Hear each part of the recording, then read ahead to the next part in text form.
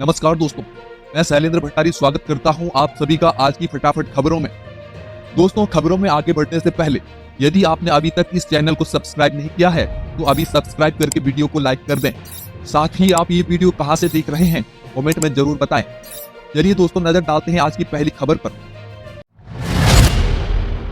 उत्तराखंड में नौकरियों की बहार, लोक सेवा आयोग ने जारी किया 14 भर्ती परीक्षाओं का कैलेंडर। जी हाँ दोस्तों, आपने सही सुना, उत्तराखंड लोक सेवा आयोग ने आगामी भर्ती परीक्षाओं का कैलेंडर जारी किया है, जिसमें 14 परीक्षाओं की तिथियां शामिल हैं। इस वर्ष के अंत तक 8 और अगले वर्ष अप्रैल तक 6 परीक्षाएं आयोजित होंगी। आयोग ने 3 नई भर्तियों की तिथियां भी घोषित की है। इसमें सचिवालय प्रशासन में अपर निजी सचिव की परीक्षा अक्टूबर में, समीक्षा अधिकारी और सहायक समीक्षा अधिकारी की परीक्षा 12 जनवरी को और राजकीय पॉलिटेक्निक प्रधानाचार्य परीक्षा मार्च में होगी। इसके अलावा पूर्व में जारी विज्ञापनों के अनुसार भर्तियों की तिथियां भी निर्धारित कर दी गई हैं। दोस्तों, अधिक जानकारी के लिए आयोग की आधिकारिक वेबसाइट पर विजिट करें। राष्ट्रीय स्वास्थ्य मिशन के तहत उत्तराखंड में 1410 पदों पर भर्तियां। उत्तराखंड में राष्ट्रीय स्वास्थ्य मिशन के तहत जल्द ही 1410 पदों पर भर्तियां की जाएंगी। स्वास्थ्य सचिव डॉक्टर आर राजेश कुमार ने बताया, इस भर्ती प्रक्रिया से राज्य के अस्पतालों की स्थिति में सुधार होगा। इसमें डॉक्टर, काउंसलर, टेक्नीशियन और नर्सिंग अधिकारियों के पद शामिल हैं। इसके अलावा राज्य में एएनएम के तहत 351 पदों पर भर्तियां होंगी, जिनकी प्रक्रिया 30 सितंबर के बाद मेरिट लिस्ट जारी कर पूरी की जाएंगी। हरिद्वार में वसीम की मौत पर राजनीतिक हंगामा, बीजेपी ने कांग्रेस पर बोला हमला। हरिद्वार में गुप्ती के आरोपी वसीम की मौत को लेकर बीजेपी और कांग्रेस के बीच सियासी तनाव बढ़ गया है। बीजेपी नेता स्वामी यतीश्वरानंद ने कांग्रेस नेता हरीश रावत पर दंगे भड़काने का आरोप लगाया और कांग्रेस को गुप्ती के आरोपी का संरक्षण देने वाली पार्टी बताया। वहीं कांग्रेस ने वसीम की मौत के लिए पुलिस को जिम्मेदार ठहराते हुए सीबीआई जांच की मांग की।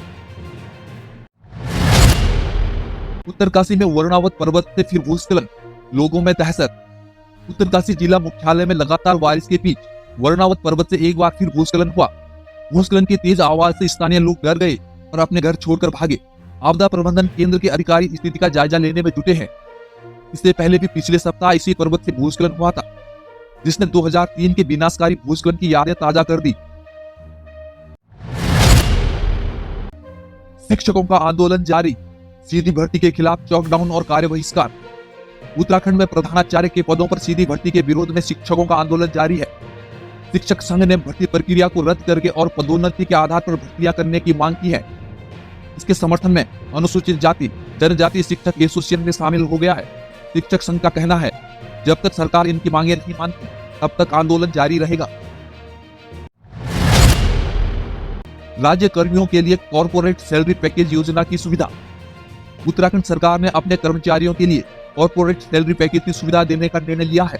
इस योजना के तहत कर्मचारियों को दुर्घटना बीमा, बच्चों की शिक्षा और विवाह के लिए वित्तीय लाभ मिलेंगे। यह योजना पूरी तरह से निःशुल्क होगी और इसमें कर्मचारियों को प्रीमियम भुगतान नहीं करना होगा। भाजपा का सदस्यता अभियान, सीएम धामी ने किया रिन्यूअल, संगठन का महापर्व घोषित। मुख्यमंत्री पुष्कर सिंह धामी ने भाजपा की सदस्यता का रिन्यूअल कर प्रदेश में संगठन महापर्व की शुरुआत की। भाजपा ने 31 अक्टूबर तक सदस्यता अभियान चलाने का फैसला किया है, जिसमें हर रविवार को कम से कम 20 नए सदस्यों को जोड़ा जाएगा। पार्टी ने इस अभियान को प्रधानमंत्री नरेंद्र मोदी के मन की बात कार्यक्रम से भी जोड़ा है, ताकि अधिक से अधिक सदस्य बनाए जा सकें। ईडी की पूछताछ के बाद बोले हरक सिंह रावत, मेरा अपराध सिर्फ अच्छा काम करना है। पूर्व कैबिनेट मंत्री हरक सिंह रावत ने ईडी द्वारा 12 घंटे की पूछताछ के बाद भाजपा पर केंद्रीय एजेंसियों के दुरुपयोग का आरोप लगाया। उन्होंने कहा कि देश में आपातकाल जैसी स्थिति पैदा हो गई है और उनके खिलाफ आरोप सिर्फ इसलिए हैं क्योंकि उन्होंने अच्छे उद्देश्य के लिए काम किया। उन्होंने पाखरो टाइगर सफारी जैसे प्रोजेक्ट की वकालत की जो उत्तराखंड के लिए लाभकारी हो सकते थे। रावत ने कहा, यदि उन्हें अच्छे कामों के लिए सजा मिलती है तो वे उसे स्वीकार करने के लिए तैयार हैं। उत्तराखंड में एसडीआरएफ उप निरीक्षक भर्ती, 105 अभ्यर्थी रहे सफल। उत्तराखंड में एसडीआरएफ में उप निरीक्षक पद के लिए 241 अभ्यर्थियों में से 105 अभ्यर्थी सफल हुए। देहरादून के जॉली ग्रांट मुख्यालय में शारीरिक नाप तोल और दक्षता परीक्षा का आयोजन हुआ।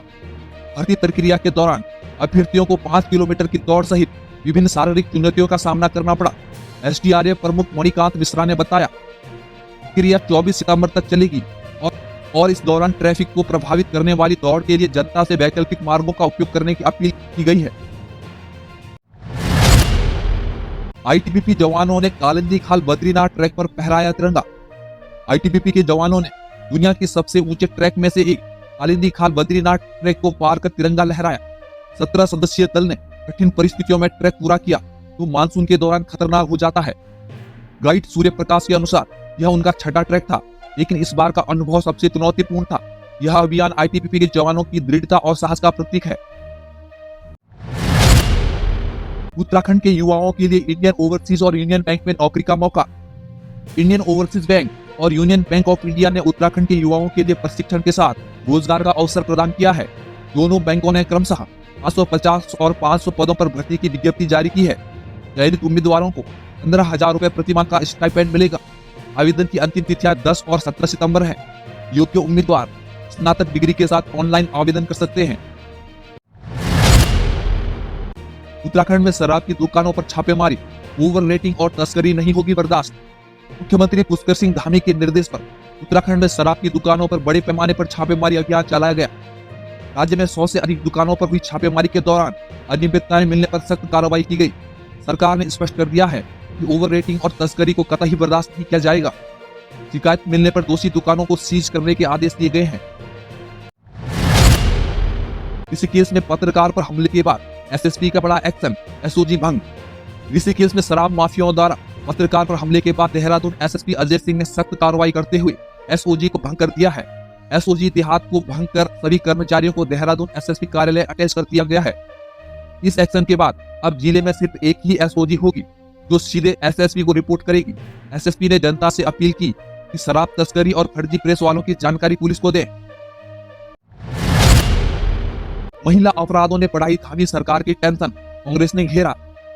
उत्तराखंड में हाल ही में हुए महिला अपराधों ने धामी सरकार की परेशानी बढ़ा दी है। अल्मोड़ा और नैनीताल में हुए मामलों में बीजेपी नेताओं पर आरोप लगने से विपक्षी कांग्रेस ने सरकार को घेर लिया है। कांग्रेस का आरोप है कि सत्ताधारी पार्टी ऐसे नेताओं को बचाने की कोशिश कर रही है जिससे महिलाओं के खिलाफ अपराधों में वृद्धि हो रही है। बीजेपी प्रदेश अध्यक्ष महेंद्र भट्ट ने कहा, नारी का सम्मान उनकी प्राथमिकता है और किसी भी आरोपी नेता के खिलाफ कड़ी कार्रवाई की जाएगी। देहरादून रेलवे स्टेशन से हटाए गए अवैध टेम्पो ऑटो स्टैंड, अतिक्रमण पर चढ़ा बुलडोजर। देहरादून रेलवे स्टेशन पर लंबे समय से चल रहे अवैध टेम्पो ऑटो स्टैंड और रेडियो को हटाने के लिए प्रशासन ने कल बड़ी कार्रवाई की। रेलवे जिला प्रशासन और पुलिस के संयुक्त अभियान में 4 बेंच, 3 खोखे, 4 काउंटर, 2 ठेलियां और 2 बॉक्स को ध्वस्त किया गया। इस कार्रवाई के पीछे का कारण यह था, अवैध स्टैंड के कारण स्टेशन के बाहर यातायात बाधित हो रहा था, जिससे यात्रियों को परेशानी का सामना करना पड़ रहा था। टीआरएम के निरीक्षण के बाद इस अभियान की योजना बताई गई थी।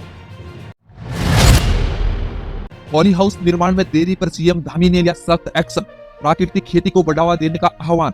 उत्तराखंड में किसानों की आय दोगुनी करने और प्राकृतिक खेती को बढ़ावा देने के उद्देश्य से मुख्यमंत्री पुष्कर सिंह धामी ने कृषि और उद्यान विभाग की समीक्षा की। बैठक के दौरान पॉली हाउस निर्माण में हो रही देरी पर नाराजगी जताते हुए सीएम धामी ने अधिकारियों को तेजी से काम करने के निर्देश दिए।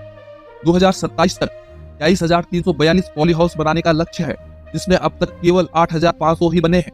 सीएम धामी ने कृषि यंत्रीकरण योजना और मिलेट्स उत्पादन को भी बढ़ावा देने पर जोर दिया है।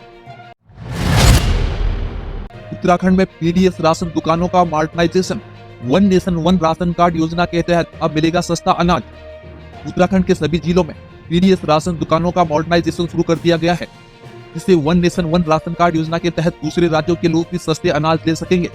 खाद्य विभाग के आयुक्त हरिश्चंद्र सेमवाल ने बताया, करीब 2000 दुकानों में मॉडर्नाइजेशन करने का काम शुरू हो गया है। इसके अलावा पहाड़ी क्षेत्र में इंटरनेट सेवा की कमी के चलते ऑफलाइन माध्यम से राशन वितरण की भी व्यवस्था की जा रही है। दिल्ली से गिरफ्तार हुआ सातिर अपराधी मोगली, कोटद्वार में दिन दहाड़े लूट का था आरोपी। कोटद्वार पुलिस ने दिल्ली से सातिर अपराधी मोगली सिसोदिया को गिरफ्तार किया है, जिसने कोटद्वार में दिन दहाड़े 1,46,000 रुपए की लूट की थी। मोगली और उसका गैंग भीड़ भाड़ वाले स्थानों पर ज्वेलरी और नकदी चुराने के मामले में शामिल था।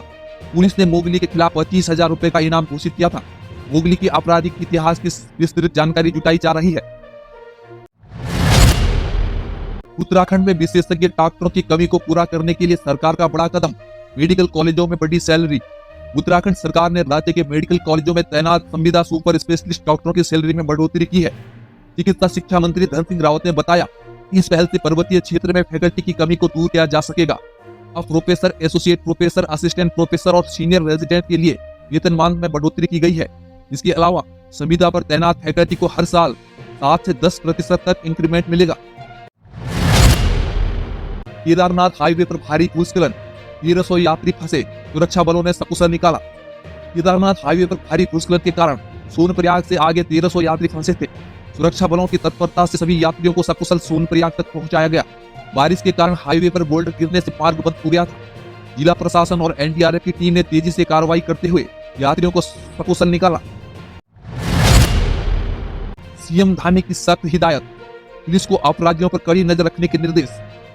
उत्तराखंड के मुख्यमंत्री पुष्कर सिंह धामी ने राज्य में बढ़ते अपराध पर चिंता जताते हुए पुलिस अधिकारियों को कड़े निर्देश दिए हैं। उन्होंने कहा कि सड़कों पर हुड़दंग करने वाले और अपराधियों में पुलिस का डर होना चाहिए। इसके अलावा सीएम ने सीमावर्ती क्षेत्र में सघन चेकिंग अभियान, साइबर क्राइम पर रोकथाम और महिलाओं की सुरक्षा के लिए विशेष कदम उठाने के निर्देश दिए। इसके अलावा सीएम ने सीमावर्ती क्षेत्रों में सघन चेकिंग अभियान, साइबर क्राइम पर रोकथाम और महिलाओं की सुरक्षा के लिए विशेष कदम उठाने के निर्देश दिए। उन्होंने यह भी कहा कि धर्मांतरण और लक्ष्यघात जैसी घटनाओं पर सख्त कार्रवाई की जाए। दोस्तों, ये थी आज की बड़ी खबरें।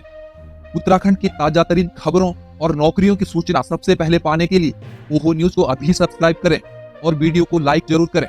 साथ ही बेल आइकन को दबाना ना भूलें ताकि रोज सुबह आने वाली न्यूज वीडियो का नोटिफिकेशन आप तक सबसे पहले पहुंचे।